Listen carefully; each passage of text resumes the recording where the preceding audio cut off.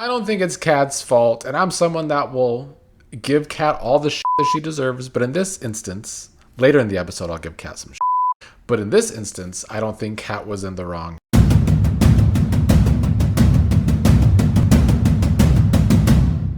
Happy Friday, everybody. It is Friday, November 7th, here to talk about today's episode of Beyond the Gates. And for several weeks now, it has been filler Friday on this show, but today was not filler to me. I think it's mostly because I'm enjoying the Samantha storyline quite a bit. So I think we will start with the Samantha drama with her dad's. Nicole visited Smitty and Samantha today, and this was happening when Tyrell and Samantha were in the middle of an argument. They were arguing because Tyrell was taking too much time in the bathroom getting ready to go because he might see Jessica. And of course, Samantha's been grounded and basically on lockdown in the house, so she feels some kind of way. They were giving each other crap about that, like siblings do. But then when Nicole gave Smitty an idea for Samantha to help Nicole with Winterfest, which would get Samantha out of the house, she's missing a little human interaction right now, but it wouldn't just be Samantha getting out of the house, she would be going to work for Nicole. Smitty seemed to like that idea, but of course they have to run that idea by the cold-hearted Martin. Meanwhile, Martin's confronting Kat, and Martin's upset with Kat because Kat was running her mouth about the good sex with Tomas when Samantha overheard her, and that's what gave Samantha the idea to basically think she was ready to have sex with Nathan. And so Martin's mad at Kat because of that. And sure, you could say Kat maybe was saying too much with Samantha around, but at that point in time, Samantha wasn't around. She was coming back around. And so I don't think it's Kat's fault, and I'm someone that will give Kat all the shit that she deserves, but in this instance, later in the episode, I'll give Kat some shit. But in this instance, I don't think Kat was in the wrong here. Kat was trying to explain to Martin during this conversation that she actually did things the way Martin seems to want Samantha to do things. Kat waited until she was an adult to have sex. That was her big story coming into this soap, that she was still a virgin. Well, Martin didn't seem to care about anything Kat had to say today. Martin was in his anger mode, which we've seen many times on this show. He was saying that the mess is Kat's fault, that Kat's not a good role model, and that she's just trying to be the fun aunt, and that he shouldn't even have let Samantha go and work for Kat and Chelsea. Then Kat had to go and reveal that Samantha and the boy were making out at the job, and Kat had to put a stop to it, and she didn't tell Martin this, so of course Martin was upset by that too. Martin was going off so much that he wanted to quit Samantha's job as teen ambassador for the ChelseaKat line. And that was kind of it. Kat was trying to calm her brother down, but there's usually no calming Martin down when he gets this upset. So, of course, Martin goes home, and Samantha is hoping to run this idea by Martin that Nicole came up with, that she can help to work for Winterfest. But he already has the bad news that it's her last day working for ChelseaKat.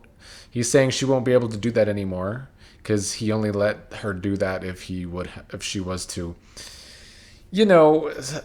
keep doing things well. Like, I kind of get where Martin's coming from here, in that there was this whole discussion between Martin and Smitty if they should let Samantha go work for ChelseaKat. She had to keep her grades up and whatever, which I believe she's done. She hasn't done that.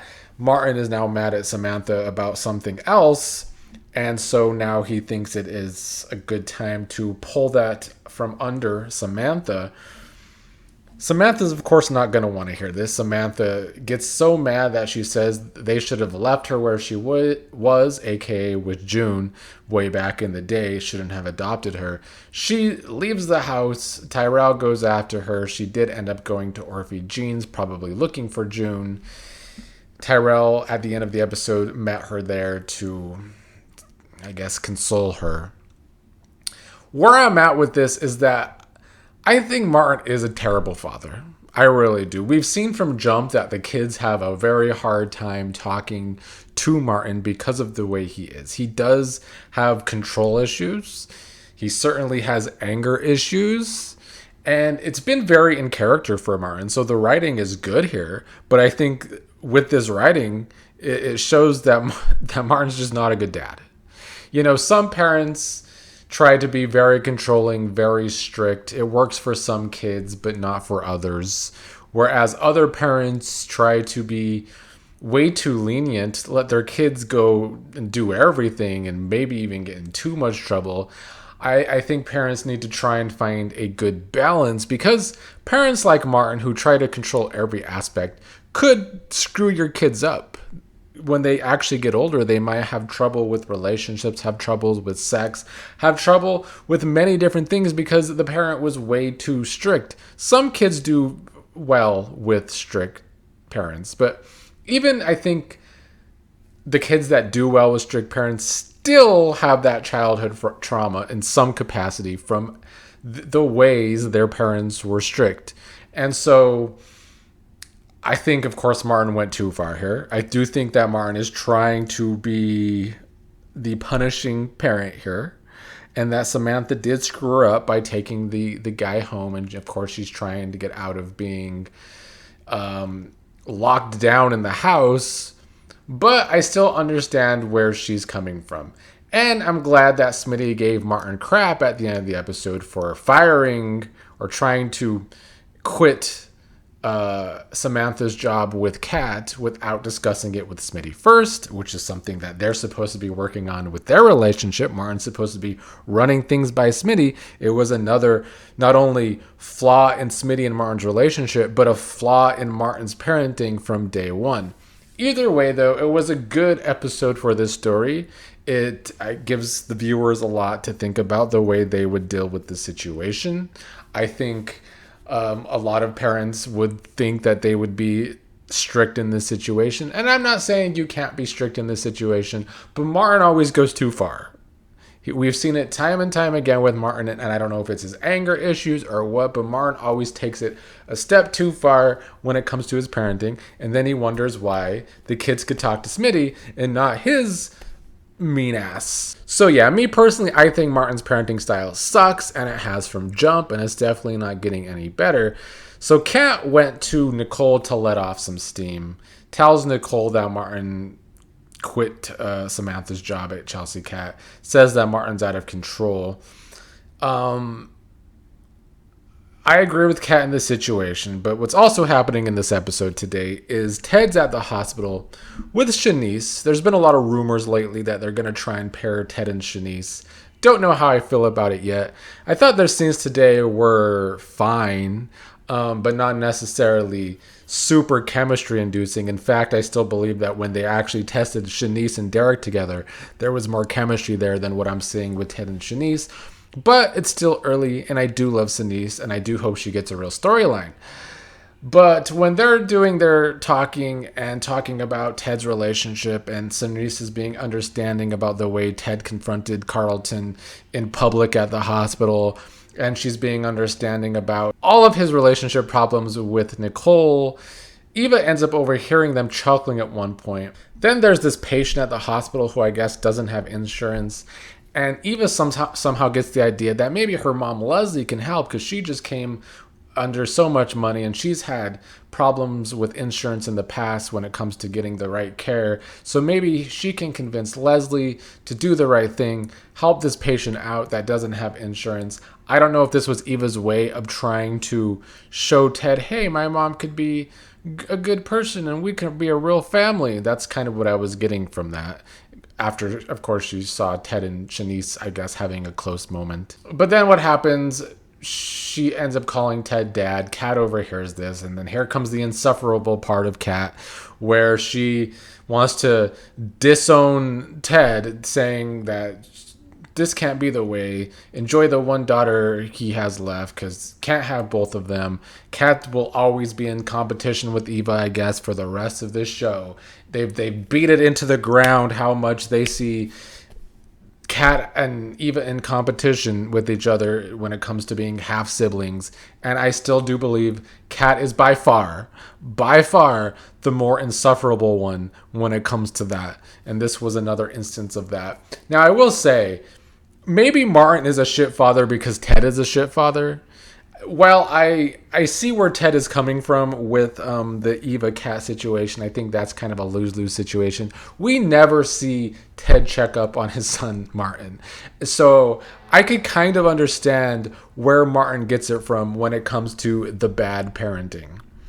The real only other thing that took place in this episode was Pamela visiting Dani and Andre, saying she can't go to LA for the Forrester photo shoot. She's chasing some basketball star to be a part of the modeling agency.